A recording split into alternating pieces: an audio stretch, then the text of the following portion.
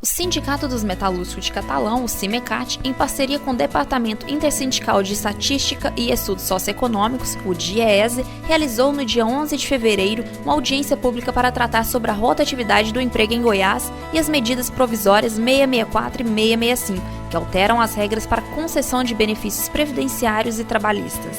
A audiência reuniu representantes do poder público e sindicalistas. O economista do DIEESE São Paulo, José Silvestre, explica que a rotatividade é um fenômeno do mercado de trabalho, que tem a ver com a flexibilidade e informalidade do mercado, e também com a ausência de mecanismos que inibem a rotatividade. Em relação à rotatividade, eu queria destacar o seguinte: isso é um fenômeno do mercado de trabalho brasileiro, que tem a ver com a flexibilidade, com a informalidade do mercado, tem a ver também com a ausência de mecanismos que inibam a rotatividade. E a gente também apresentou alguns dados, sobre a rotatividade no Brasil e no estado de Goiás. E a rotatividade é um fenômeno que atinge todo o mercado de trabalho, é extremamente prejudicial ao trabalhador por várias razões. Eu vou citar aqui pelo menos 3. Uma delas é o rompimento do contrato de trabalho e, portanto, o impedimento da melhoria salarial na sua carreira.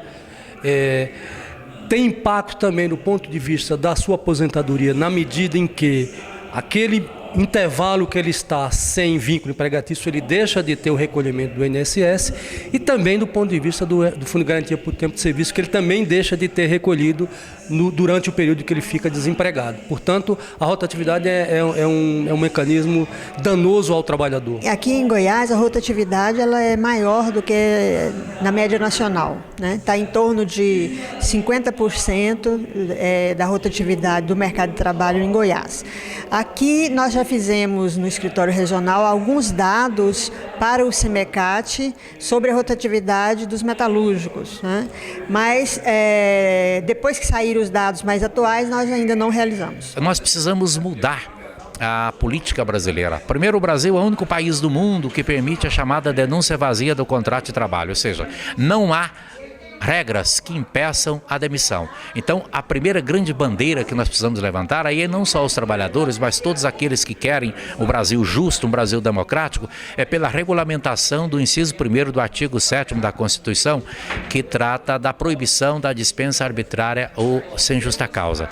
E o segundo, é preciso que haja investimento para o crescimento econômico e social, que haja punições para as empresas, e já há dispositivo constitucional que assegura isso, para as empresas que demitem e que praticam dumping social. O que é isso, dumping social?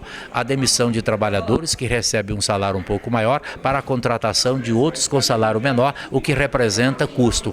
Empresas que não demonstram nenhum compromisso com a sociedade brasileira. Esse é o caminho.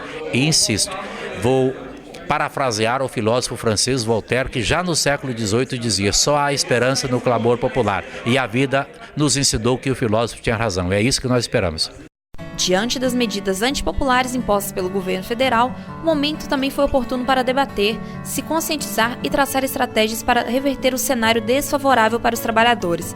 Contrariando o que foi pregado em campanha eleitoral, as MPs 664 e 665 foram publicadas pelo governo no dia 30 de dezembro de 2014 e dificultam o acesso ao seguro-desemprego, auxílio-doença, abono salarial, pensão por morte, seguro-defeso e outros direitos. Essa discussão ela é muito importante porque ela está se dando em todo o Brasil diante das medidas antipopulares tomadas pelo governo federal. E ela é essencial que aconteça, porque é possível, através dessa discussão, que os trabalhadores, no geral, se conscientizem e pressionem o governo para que revogue essas medidas. As medidas provisórias 664 e 665, e aqui eu vou destacar 3 pontos das medidas. Um é em relação ao seguro-desemprego, que afeta os trabalhadores na medida em que restringe o acesso a um conjunto de trabalhadores. Nós estamos estimando que cerca de 4.800.000 trabalhadores deixariam de acessar o seguro-desemprego se for implementada a medida provisória 665.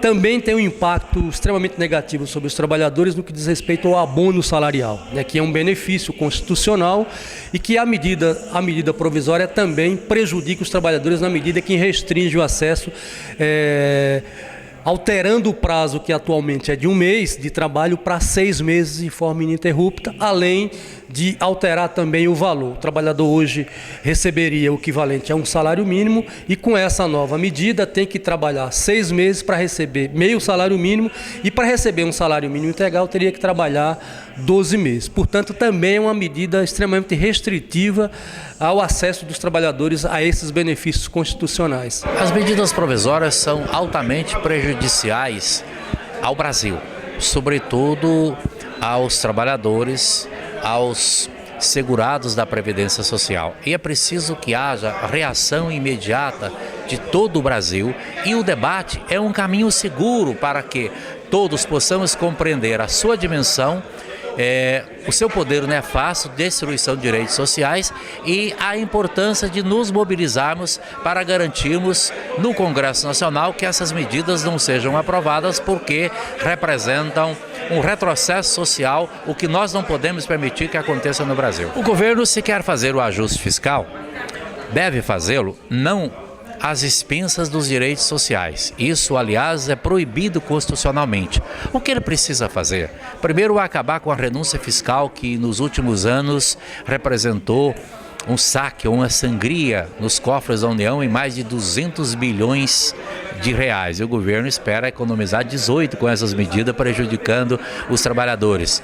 É preciso que ele tribute as grandes fortunas ou que faça uma tributação progressiva, porque o Brasil é um país injusto em todos os sentidos, inclusive nesse. Quem realmente paga é o trabalhador, quem ganha muito paga pouco. É preciso que o governo invista no crescimento econômico, no crescimento social. O governo tomar medidas que visam tão somente a atender às demandas do mercado financeiro, que não tem compromisso social, que não tem compromisso com a nação, o Brasil não vai crescer, vai decrescer e aí a recessão será forte e o prejuízo será de todos. Então é preciso que o governo repense a sua política e que, antes de tudo, que ouça quem produz riqueza. E quem produz riqueza não é a capital financeiro, são os trabalhadores exatamente que estão prejudicados por ele. O que nós defendemos enquanto Ministério do Trabalho é que o formato que está hoje não é o ideal.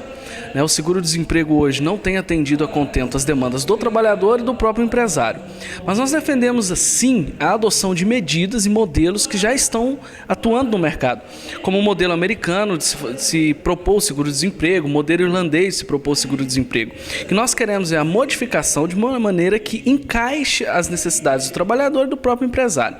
O que nós podemos também dizer sobre a rotatividade? O que o Ministério do Trabalho tem visto hoje é a falta de link entre o trabalhador que está saindo da empresa e a demanda de vaga existente no mercado. O que nós precisamos é estruturar um órgão, estruturar as empresas de uma maneira geral, estruturar o próprio trabalhador para que haja essa facilitação entre o trabalhador que está saindo e a vaga, a demanda do mercado de trabalho. Se nós conseguirmos, primeiramente, moralizar o seguro-desemprego, quem tem direito ao seguro-desemprego? Aquele que comprova, então, a aquisição, ou pelo menos a busca da aquisição de um novo emprego no mercado de trabalho. Seguro-desemprego não é férias. Seguro-desemprego é um benefício assistencial àquele trabalhador que está no momento necessitado, onde ele não consegue, então, o encaixe no mercado de trabalho. Então, esse é o verdadeiro trabalhador que merece o seguro-desemprego. Segundo ponto, estruturar os órgãos hoje, que são responsáveis pela facilitação de mão de obra, que é pegar essas vagas, captar essas vagas no mercado de trabalho e oferecer a quem precisa. Esses órgãos dentro do estado de Goiás são CINES. Então, precisamos estruturar os CINES, voltar a credibilidade desses órgãos para que eles possam fazer esse link entre o trabalhador demitido e as vagas ofertadas no mercado de trabalho. A discussão em Catalão foi importante porque a cidade é um polo industrial muito forte em Goiás e são temas que dizem respeito aos trabalhadores. A iniciativa é de fundamental importância, pois com debate de profundidade é possível apontar as alternativas para a sociedade e garantir a mobilização necessária para tentar revogar as medidas. O caminho está aberto para a gente poder debater de igual para igual, levar informação para o trabalhador, e buscar reverter as consequências, trágicas dessas medidas para o trabalhador. Aí agora eu entendo que depois dessa audiência o movimento sindical de Catalão está mais esclarecido, a população está mais esclarecida. Nós vamos gerar um documento agora né, que visa contribuir com a luta contra essas medidas provisórias, e esse ano agora tá se mostrando um ano de grandes desafios para nós, e a gente tem que estar junto do seu representante, estar junto do seu sindicato, junto do seu representante, seja no poder público, né, seja no movimento sindical, seja o político que você elegeu. Temos que cobrar bastante para a gente poder garantir que os nossos direitos não sejam tirados. Não podemos aceitar calados que a gente tenha redução do papel social do governo, né? E enquanto a gente tiver condição de estar brigando, estar lutando, vocês podem contar com o movimento sindical, e vamos precisar muito do apoio de todos. Essa iniciativa é de fundamental importância. Como eu disse, é preciso que em cada canto do Brasil, em cada um dos 5.570 municípios brasileiros, haja debate como esse que nós realizamos aqui hoje, debate com profundidade, apontando as perspectivas, as alternativas para a sociedade brasileira sair dessa dificuldade, e para que nós possamos garantir a mobilização de todos com vistas a impedirmos retrocesso, não só pelas medidas provisórias, como outros que se avizinham, um grande fantasma que, se for aprovado, o chamado projeto de lei 4.330, que trata da terceirização, isso vai implicar o fim de todos os direitos sociais, porque aí ninguém mais os terá. As centrais sindicais também já estiveram no Congresso Nacional em Brasília para pressionar os parlamentares e sensibilizá-los com relação às reivindicações da classe trabalhadora, contra a perda de direitos e contra as MPs 664 e 665. Simecat, o trabalho é a nossa marca.